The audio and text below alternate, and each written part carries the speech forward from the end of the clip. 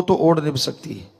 अगर बंदों के चक्कर में पड़ गए कि ये बंदा यार पिताजी के नज़दीक, वो बंदा यार राम के नज़दीक, ये तो भक्ति करने वाला यार, ये तो फलाना यार, फिर तो गए भाई। ओढ़ निभानी सवाल ही पैदा नहीं होता। आशिक बने हो तो सतगुरु अल्लाह राम के लिए, और सुनते हो तो अपने पीर फकीर गुरु मुर्शिद की, तो सिर्फ उसकी सुनो और उसी से लिब लगा के रखो। किसी ने टोक दिया, किसी ने रोक दिया और आप पूंछ उठा के भागे कि मैं नहीं आता, तो ये कैसी आशिकी है आपकी?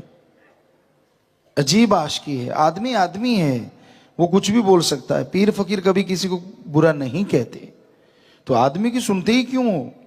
वो अपनी ड्यूटी दे रहा है, वो अपने जितना उसको बुद्धि मिली है और जितना उसमें आदतें हैं वो उससे मजबूर है।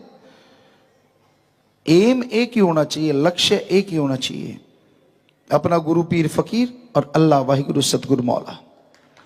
दूसरा लक्ष्य तो होना ही नहीं चाहिए।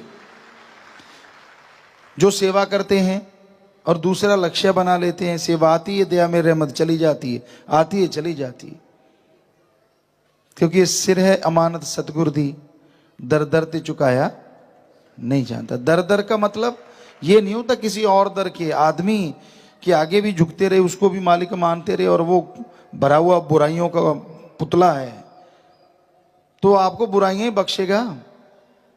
यहाँ एक पंच कल्याणा हुआ करता, हंसाता था वो, कि वो किसी के साथ चला गया। आपको कई बार बात सुनाई है, बाबा था, कहता कोई वैसे ही रिद्धि सीधी वाला, और मैं ही साथ हो गया।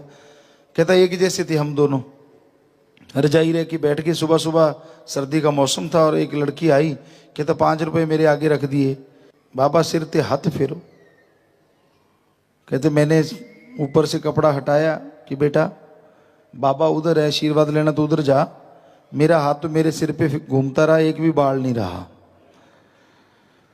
सो कहने का मतलब जो खुद पापी हैं, गुनाहगार हैं, बुरे कर्म करते रहते हैं, अगर उनके आगे झुकते रहोगे तो जो सेवा करते हो, सुमरण करते हो, सारी खुशियां, क्योंकि पतिव्रता खत्म हो गई तो वो इश्क की बात नहीं रहती, खत्म हो जाती है।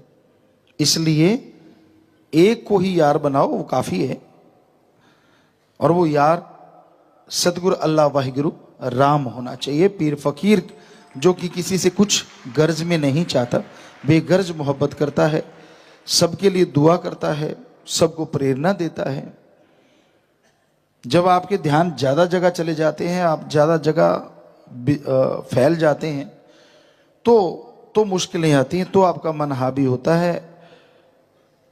और सतगुरु मुर्शिद को कहीं ढूंढने नहीं जाना होता, आप सुमन करो, बचनों पे रहो, आपके अंदर ही उसने प्रकट हो जाना है।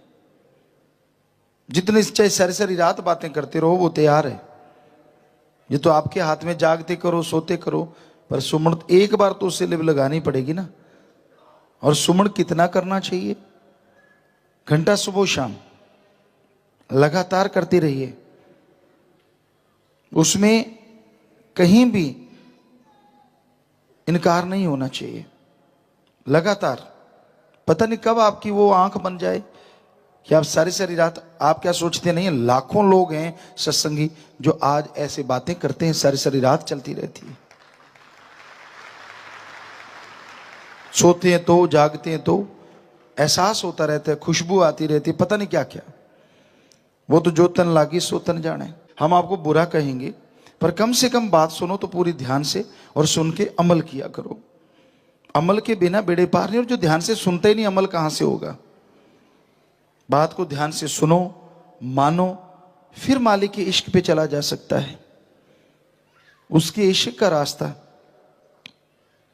हमने सभी धर्मों में पढ़ा कि जो अल्लाह वाहिगुरु राम के इश्क का रास्ता है वो तलवार की तरह तीखा है।